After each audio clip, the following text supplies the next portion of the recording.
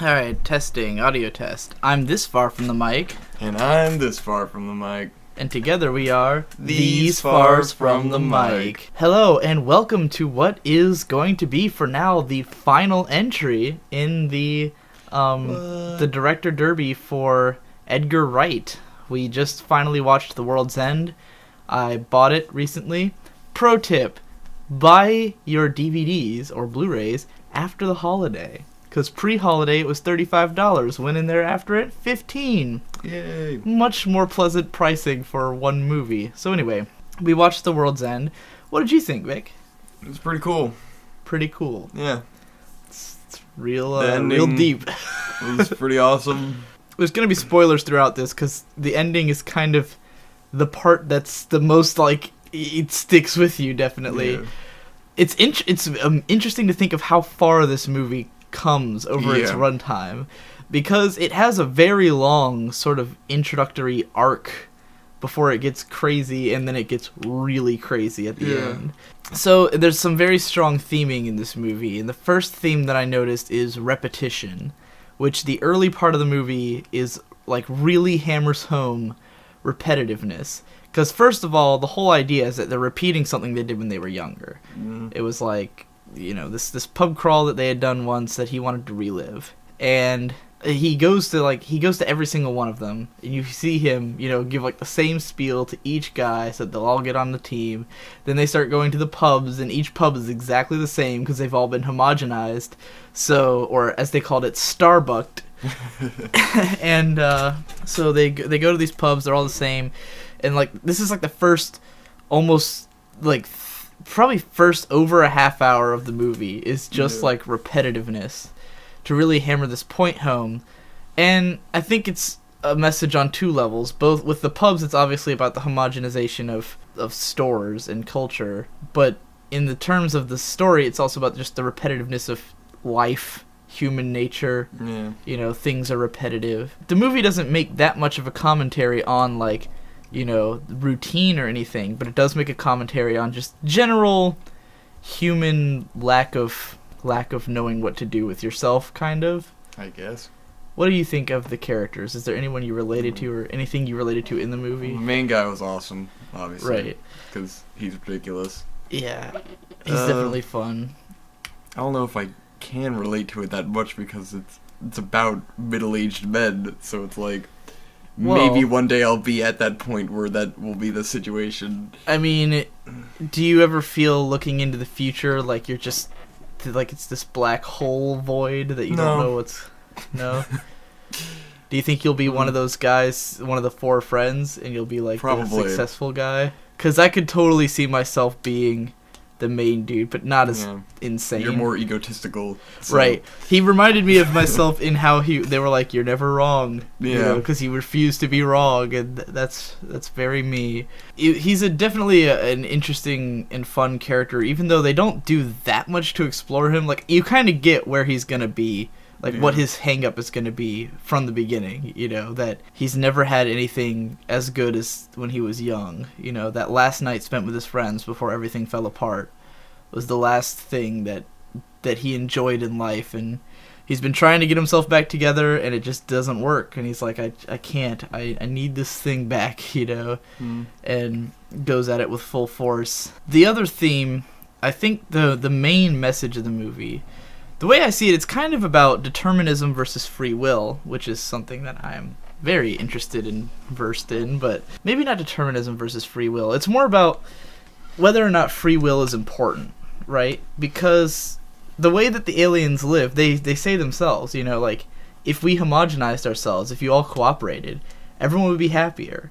You know, like, the whole, the society they're bringing is not a bad thing, and if anything, it's the human idea of perfection, right? Like a world of just peace and harmony and global community, and everything's connected, and it's everything that should be right with the world. But as humans, we are just contrarian. Like, and it's true. Like, this is really how humanity is. We refuse to be homogenized. We want freedom so badly. And we don't really know why, but it's a thing we want. And because, you know, whenever you see like a 1984, what am I thinking of? Orwellian. Utopia. dystopia. Whenever you see a dystopia, it's always presented as a bad thing. But it doesn't make sense for it to be a bad thing, because the whole point of a dystopia is that everyone thinks the same, but that means they can all work together, you know? But as humans, we think, oh, that's so boring. I don't want a world where everyone's the same. I want a world where everyone's different, even if it means that we're going to fight and we're going to have wars and all this stuff. We think of it as that's what it means to be human, you know? And so, really, this movie is relevant to real life. Like, what the aliens are trying to do really would be... I mean, it was very obvious themes on that part. It really would be the perfect way to have a society, but we don't want it, you know? And it was just a coming-of-age thing, because it's just like, he had to let go of that childish rebelling against whatever the fuck, you know? But he doesn't. They don't Yeah, but that's the point in the end. It's because nobody wants to do that. Right. Everyone wants to keep that bit of themselves, the freedom of being young. But all of his friends had given that up and just become regular fucks like the aliens, pretty much. Because that's the thing. None of them really seemed like they were unhappy with their lives, you know, except for the one guy reveals at the end that, you know, things have not been going well for him. But they became generics. Right. And really, the two guys who were happy with their lives are the ones that died and became aliens. I mean, yeah. Because the one guy had his hang-up with the girl, and then, the other two had their obvious So the ones hang-ups. who weren't satisfied are the ones who didn't become aliens. That is a good point. The two guys who are pretty happy with their lives were just like, whatever. And the one guy, I mean, his only hang-up was beating up the bully, and then he beat up the bully and became an alien. So it was like... That's an interesting point. They were all defeating their demons and all that. You know, some of the same stuff as in the other movies, just from the characters are older perspective. Right. It's definitely like... Shit, what am I trying to think of? Like, you know, the what's the fat dude's name? Do you remember any of their names? No. Nick Frost's character. Nick Frost's character makes the point that he's like, you know, we don't stop fighting. That's what makes us human. And he's like, you know, even though my wife has left me and everything, I've never stopped fighting to do the one thing I wanted. And the main character's like, well, this is all I have, you know, so I'm not going to stop fighting for it either. So, and that's sort of, like, that is kind of the embodiment of all human conflict, if you really think about it. Dude, it's the anti-spirals. It's like... Right. It's a classic story. Well, I mean specifically the fight between the two of them. Yeah. Like, it's actually both of them being incredibly human, but that's what makes them fight. Is that, like, all of our wars come from irreconcilable differences. It's where we both very strongly want one thing, and we refuse to give in. And so, you know, the one guy very strongly wants his life back together. The other one very strongly wants his old life, and the two of them have to fight over it. And that's why they're not a perfect society, but neither of them's willing to give up their side, you know? So they are both completely human, you know? I definitely knew from the beginning that it was going to end up as those two duking it out at the end, because they were the best friends who hated each other. Right. So I guess the idea of this movie is that humanity is all about having something to strive for, and not being satisfied, not being willing to give in, because that's, like, you know, as a human being, I always feel like I'm never gonna be satisfied. Like, that's what feels human to me, because I can't imagine any point where I'm going to be like, oh, this is fine, I'll just be stagnant from now on. You know, it's never gonna feel that way. I'm never gonna be like, oh, my life is so perfect and it's just gonna ride out for the rest of my life. You know, there's always gonna be something I have to fight for, whether it's like Nick Frost, who is fighting in his progress, or if it's like Simon Pegg's character, who's, you know, who has nothing except the will to fight, and that's all that keeps him going, is that he has to fight. I love the scene where they get into a drunken, belligerent argument with the alien hive mind, and it goes, yeah, fuck it, amazing. It just leaves. And then it completely erases humanity. But that's the thing, is that, like, the only way for humanity to work is like that, you know, where we all have to band together in that kind of setting. Like, because we could have a functioning world if we didn't have all the things that we do to kill our world, right? If we weren't overpopulated, if we were, you know, living organically, if we were all working as a community, then we'd be able to work better as humans. And that's why almost any post-apocalypse story always is like this, where we regress to a dark age, but it ends up being an age where it's more peaceful because we we kind of have to band together. Sort of. I don't know. But at the end, they're kind of still fighting a bar fight with races. But they're still fighting for a peaceful world. They're still saying like, oh, there's still bad shit out there, but he's trying to fight now for improving the world.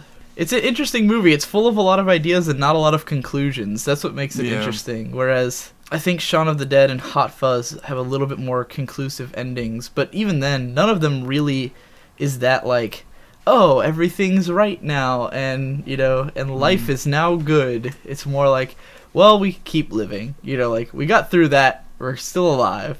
This one is especially intense. We got like the zombie apocalypse thing is one thing, but everything goes kind of back to normal other than they have zombies. In this one, it's like fucking they're back in the Dark Ages, but amazing. They still keep going. They still keep living, and it's like, So I guess it's like the finality of the trilogy of human existence. The Three Flavors Cornetto trilogy, incidentally, is what it's called. Definitely continuing themes. I feel like, the main guy in this is like, if Shaun in Shaun of the Dead never grew up, he would have ended up like this guy by the time he was middle-aged. Yeah, and like, in Hot Fuzz, there was also the theme of homogeny. It was everything was for the greater good, and killing anything that, that worked against the greater good, and that's what this movie is about. But then they push home the point of, and how many people actually fit into your structure, like, what, 3? Way to go, like, clearly humanity cannot, you just can't do it to humans. You can't, because, again, we represent that stuff as dystopian. We see that as a bad thing, even though, logically, if we were beings of pure logic, like the aliens are, we'd be down for it. We'd be like, oh, no more suffering and pain? All we gotta do is just be like everybody else and everything's good? Sure, sign me up. It makes perfect sense, but we would never do that. I would never do that. Would you do that? I don't know. Do you think if they said, alright, we're gonna take away everything all your free thought, everything that makes you you, and you're gonna be part of a hive mind, would you really sign up for it? Would it be fun? But you won't, you just be like everybody else. I don't know. You don't know? If everyone's awesome, I don't know. I don't think I need could a do brochure. Because it would get rid of everything I care about, Like, I wouldn't care about the same things. I wouldn't be the same person, know? And individuality is something we pride ourselves on so much as humans. Like, we really put a lot of, like, emphasis on our individuality. Other things to comment on. Great action scenes. Yeah, those were funny. Definitely compared to... Because the other movies didn't really... I mean, Hot Fuzz had action scenes. I felt like there had to be some sort of symbolism in those action scenes with these middle-aged people completely being badasses and whooping ass. Especially with Nick Frost's character being the best friend who was protecting, Simon Pegg the whole time. And I was like... It's almost like that is how he sees his best friend, as this unstoppable badass who is just like... He demolished everything! He fucked up those aliens, and it's like there's no reason he should be that badass. He just was, like, magically. I was like, there has to be, there's something behind that. I don't know. Like, all I know is the action scenes are great. Hot Fuzz, we commented the action scenes kind of look like shit. They're cool, but they kind of look like shit because they're going for the Michael Bay look. Yep. This one is way more cleanly shot. Great choreography. Yeah, great choreography. They made the aliens super squishy so that they could have all this, like, really senseless, awesome violence. Because there's no way... Hilarious, exaggerated violence. Right, it's almost impossible for the humans to lose. And like you said, they only ever lose when they're satisfied, Yeah. Like, it's more of a symbolic loss than an actual getting overpowered kind of thing. And so... The humans, despite being outnumbered, are almost always OP in the fights. And the violence feels really awesome because of it. They get to do all kinds of crazy shit. Head explosions and all that. And, I don't know, what else would you say about it? Anything else that stands out of note? I don't know. Just that the bromance was a lot of cool. So, like, yeah. Altogether, we have now completed the main filmography of Edgar Wright. We did not cover Fistful of Fingers, because that was his debut and he was like 20, and even he's like, you don't really need to watch that movie. We could watch Spaced, but I don't think you're going to want to because it's a whole show. I might watch Spaced and movies. maybe I'll say something about it later or something. But yeah, No. we're done with Edgar Wright. So, Yay. how would you rank his films? It's pretty good. Pretty. Liked them all? Pretty good. Yeah. What order would you put them in from favorite to least Don't favorite? make me do that. I think mine would be I don't fucking know. Shaun of the Dead, then Scott Pilgrim, I heard about Scott Pilgrim. then it's hard to choose between Hot Fuzz and The World's End. I think I'd have to pick The World's End just because the themes were more interesting to me. Yeah. And it's just gorgeously shot. Like, holy fuck. But, It's pretty cool. yeah. Pretty cool. Who are we going to cover next? Are we still going to Don't- keep doing director derbies? Don't put the pressure on. You wanted to do Stanley now. Kubrick. I guess, yeah. There's Yeah. also We could Kubrick it up. Kubrick. His could be fun. It would be really intense. But there's probably a lot to analyze. So yeah, maybe we'll do Kubrick. Maybe this will be the last director derby, first and last. Who knows? It was fun to do it though, and I'm glad I got to see all of Edgar Wright's films in a critical light. So triple plus scores to all of them from me. I think, probably. No, maybe triple plus scores to two, and then double plus to the others. It doesn't matter. That's the end. See you later. Yeah.